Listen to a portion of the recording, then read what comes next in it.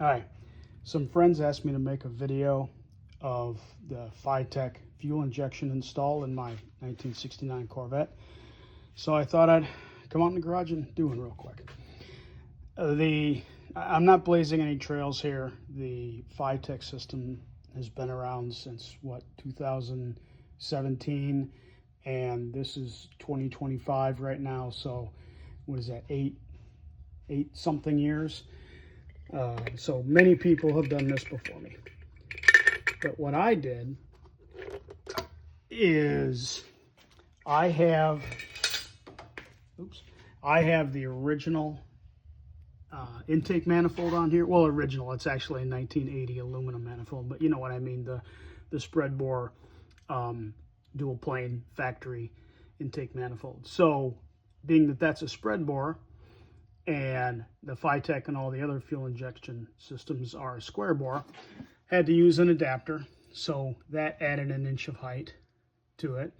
And you know, with C3 Corvette's hood low profile for getting to fit under the stock hood is very critical, so that added an inch of height. So I purchased a drop base air cleaner lid. No, I'll get to that later. You know what a drop base air cleaner lid looks like. There we go. Drop base air cleaner lid.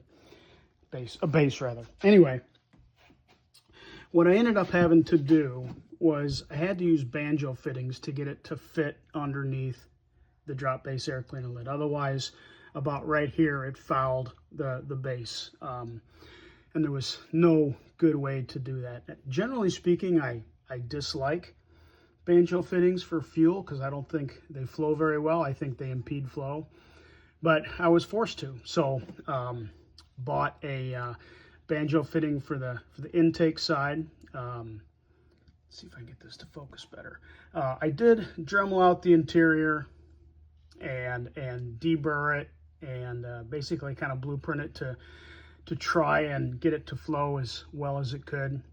So with this banjo fitting, it did clear this side, and on the return side, I think the original application of this is maybe a motorcycle brake, but same thing. I kind of blueprinted it, deburred it, cleaned out the inside, and used a banjo fitting there. So now both of these sides will fit a drop base air cleaner.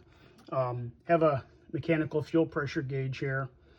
Have the second high micron fuel filter here, kind of isolated with some rubber so it doesn't absorb any heat.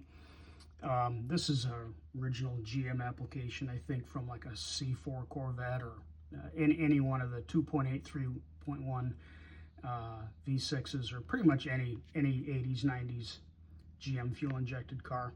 So use that.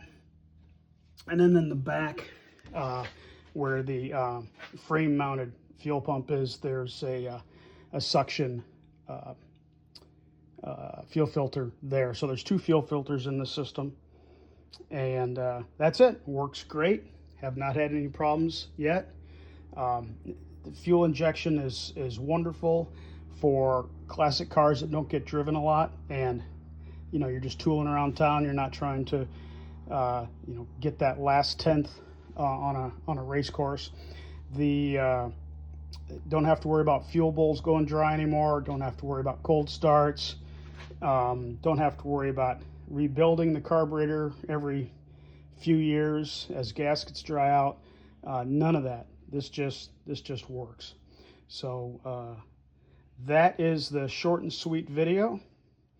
Hope you, for those of you trying to get it in a low profile hood line, possibly you picked up some tips on things I did to make it fit, and good luck. Thank you.